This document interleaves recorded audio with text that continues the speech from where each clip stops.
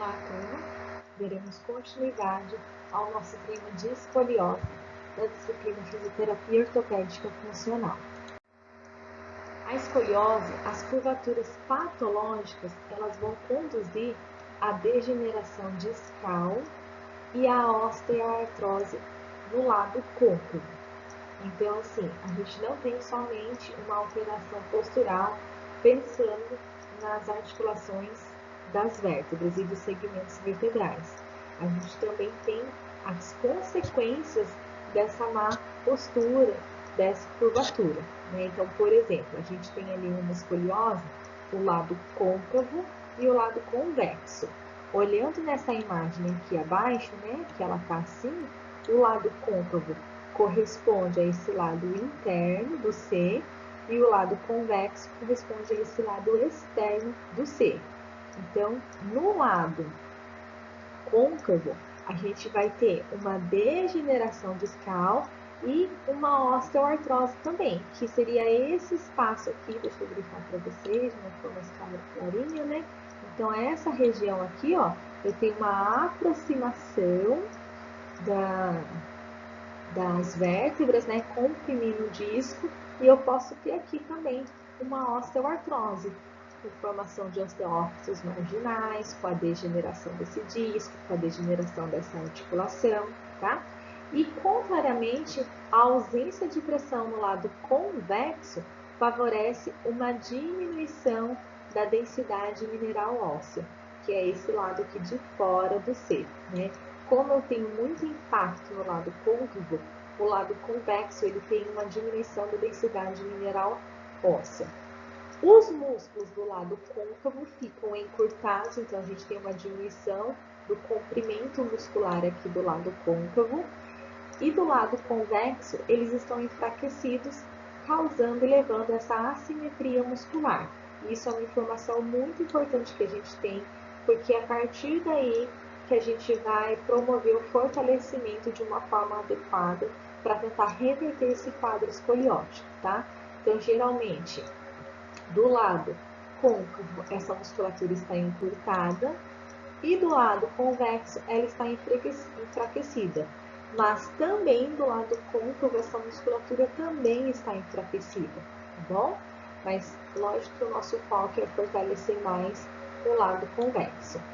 A mudança do centro de gravidade causa um desequilíbrio estático. A gibosidade, que é aquela curvatura, né? É a proeminência rotacional no lado convexo da curva. Lembra, gente, aquele teste de semiologia, que é o teste de Adams? Ele é perfeito para a gente avaliar e identificar a gibosidade. Então, a gibosidade ela está presente no lado convexo da curvatura. Lembra o teste de Adams? O indivíduo com os pés juntos, né? Não completamente, mas ali na altura do quadril. Ele faz uma flexão anterior de tronco com os braços relaxados. E aí o fisioterapeuta ele vai na parte posterior e ele consegue identificar uma curva, né? Uma gibosidade mostrando o lado convexo de uma escoliose. Então aqui representando, né, esse teste de Adams, que é aqui do lado direito que eu tenho a gibosidade. Então, né, se a gente pegar aqui as vértebras, a coluna junto com as costelas, seria aqui, tá bom? A incidência: 80% das escolioses torácicas, elas são à direita, conforme essa imagem aqui abaixo. 80% da escoliose lombar, ela é à esquerda. E se a gente tem uma escoliose tóraco-lombar, aí eu tenho 50%, tá? Pode ser tanto a direita quanto a esquerda, dividida igualmente. E a gente também tem, né, às vezes, uma escoliose lombo-sacral também. Classificação segundo a angulação. A gravidade da escoliose é determinada pela angulação. E eu vou ensinar mais para frente como que a gente vai medir o ângulo dessa escoliose, tá? Grau 1 é o ângulo inferior a 20 graus. Grau 2, uma angulação de 21 a 30 graus. Grau 3, de 31 a 50 graus. E grau 4 é uma angulação acima de 51 graus, que é um grau mais severo de escoliose. O diagnóstico ele é baseado no exame clínico, na avaliação postural, também é imprescindível a medida do comprimento dos membros inferiores. O teste de Adams é um teste também que vai identificar a gibosidade, e a radiografia para a gente avaliar o ângulo, que é chamado de ângulo de Kolbe, tá? Então aqui a fisioterapeuta avaliando, né, o teste de Adams da paciente, verificando a presença da gibosidade. Aqui nessa imagem, né, a gente tem a visualização posterior, perfil e o teste de Adams. Então a gente pode ver que muda o ângulo entre o cotovelo e o tronco. Aqui o ângulo inferior e superior da escápula, crista e IPS. Então a gente tem toda uma alteração postural. E lembra que eu falei para vocês que essa alteração ela não é somente, né, no plano frontal, ela é tridimensional. Então, olha, prestem atenção nessa imagem aqui em perfil da paciente, como a gente consegue ver essa rotação, toda essa compensação do tronco no plano sagital. Olha como a gente consegue ver aqui, ó, eu consigo ver a escápula esquerda dela, esse ombro mais para frente. Então, tem todo um processo rotacional aqui de vértebras, tá? Comprometendo na nossa dimensão, né? Nos 3 planos e eixos.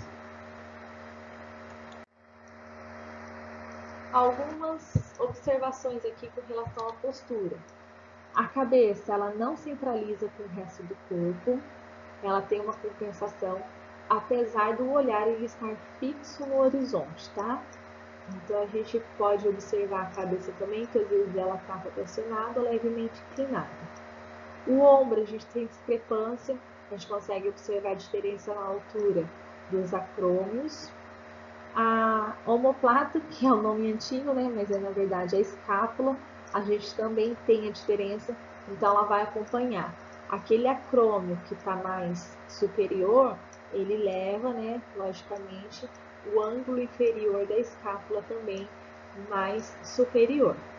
A coluna com deformidade evidente, então às vezes a gente consegue visualizar a olho nu ali no paciente despido, né, a alteração, o desvio postural. Um espaço desigual entre o tronco e o membro superior, que é o sinal de Tale. Normalmente esse ângulo ele vai estar maior na parte côncava da escoliose, né? Então, da parte convexa, o braço fica mais junto ao corpo, e na parte côncava, o braço ele fica mais afastado do tronco. O quadril também a gente tem a diferença que a gente consegue notar tanto pela crista quanto pela espinha ilíaca póstero superior. Como que a gente vai medir o ângulo de foco, tá? É muito importante para a gente avaliar o grau de severidade e classificar essa escoliose segundo a angulação. Então, olhem bem para essa imagem que eu vou ensinar vocês como que a gente vai medir. O paciente ele vai vir com uma radiografia, a gente vai conseguir avaliar se a gente tiver em mãos a radiografia do paciente. Então, vamos supor aqui que esse paciente ele tenha uma escoliose, né?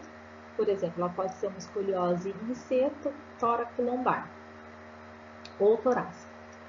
Aí a gente vai olhar as vértebras, né, que deveriam estar alinhadas e tem um desvio. Então a gente vai pegar a vértebra mais desalinhada da parte proximal. E aí a gente vai pegar a parte superior do corpo dela, que é aqui. E a gente vai traçar uma linha. Depois a gente vai olhar lá no inferior qual que é a vértebra mais desalinhada de distal aqui e vamos pegar a parte inferior do corpo vertebral e vamos fazer um traço. Quando a gente cruzar isso daqui, a gente está formando uma angulação. Então, eu posso pegar o goniômetro, por exemplo, colocar aqui o eixo do goniômetro e medir qual que é o ângulo formado. É esse ângulo aqui, gente, que vai me dar, que vai classificar a escoliose segundo a sua angulação. Alguns autores, eles falam para traçar um ângulo de 90 graus aqui no meio. Então, aqui, ó, forma 90 graus. E aqui também forma 90 graus. E quando eu cruzar aqui, eu também vou ter esse ângulo aqui. Então, esse ângulo que forma aqui é o mesmo ângulo que forma aqui. Eu prefiro, né, cruzar aqui somente e medir através desse ângulo. Mas tem gente que ainda traça o ângulo reto nos dois segmentos aqui e acha o ângulo aqui, tudo bem? Então, é assim que a gente calcula o ângulo de Kolbe. Quem tem radiografia em casa, quem tem escoliose e quiser fazer, treinar, também conta pra gente também no nosso encontro ao vivo. A escoliose. O prognóstico, assim, né, como que vai ficar lá na frente a nossa escoliose? Ela vai depender de vários fatores, principalmente da idade de fixação dessa curva e do quanto, né, o quanto que essa curva ela está acentuada, a magnitude dessa curva. Então, de 0 a 10 graus de angulação, não há necessidade de tratamento fisioterapêutico. De 10 graus a 20 graus de angulação, eu já tenho necessidade de tratamento fisioterapêutico. De 20 a 30 graus de angulação, eu preciso do tratamento fisioterapêutico e o uso de um colete ortopédico, que a gente chama de colete de Milwaukee. De 30 a 50 graus de angulação, eu preciso do uso de um colete de Milwaukee. A fisioterapia aqui ela já não convém, porque ela não vai ajudar, e esse paciente ele é indicado para uma cirurgia. E de 50 a 60 graus, somente uma indicação cirúrgica que vai resolver o caso clínico, tá? Porque é um grau muito severo já de angulação. O tratamento cirúrgico é o alinhamento dessas vértebras com a fixação, igual a gente já viu nas aulas passadas. E aí aqui a gente chama de uma artrodese de coluna vertebral. Fixação por meio de osteossíntese. Essa imagem ilustrativa para vocês, tá? Aqui a gente tem um garoto, um menino, nessa imagem aqui, que tem uma escoliose, né, de um grau avançado, que precisa utilizar o colete de Milwaukee. O colete de Milwaukee, gente, é aquele que vai pegar todo o segmento vertebral. Ele vai fixar desde a cervical até a lombar. E aí ele é feito individual, né? Ele é feito especificamente para aquele paciente, através, né, de um protético que faz construção de prótese e órteses, né? Aí aqui a gente tem, ó, adaptado e medido para esse indivíduo, e conforme ele for passando o tempo, também a gente vai fazendo ajustes. E qual que é a principal função desse colete de Milwaukee? É fazer a deformidade plástica das estruturas. Lembre biomecânica que a gente tem a deformidade elástica, que ela vai voltar ao seu tamanho original, e a deformidade plástica, que é aquela onde as estruturas não voltam ao seu tamanho original. Então, o nosso objetivo no uso de uma órtese dessa forma, né, é a gente provocar a deformidade plástica. Então, o tempo de uso desse colete, ele tem que ser um tempo longo durante o dia dessa criança, né, ou desse adolescente. E esse colete, ele visualmente ele não agrada, né? Também incomoda, porque ele vai estar sustentando o teu corpo numa postura que não é confortável para aquele paciente, mas ele é essencial esse tempo de uso para causar as deformidades plásticas, né? Então convém aí fazer o tratamento fisioterapêutico e o uso desse colete para estar alinhando a coluna vertebral. Aqui à direita, né, a gente tem aqui uma escoliose também, né, avançada, então a gente consegue ver até aqui onde eu estou grifando, as dobras cutâneas, né? É visual aqui a deformidade em si aqui da coluna torácica, tá? Aqui também, ó, discrepância, diacrômio. No teste de Adams, a gibosidade do lado convexo à direita. E aqui essa paciente, ela foi submetida a uma cirurgia. Então, como eu disse, é uma cirurgia de grande porte, né? Que pega um grande segmento da coluna vertebral. Mas aqui a gente já tem o ajuste dessa paciente. Então, aqui já melhorou, ó, ela já não tem mais a prega cutânea, né? Aqui os ombros estão assimétricos. E aí ela vai para a fisioterapia pós-operatória.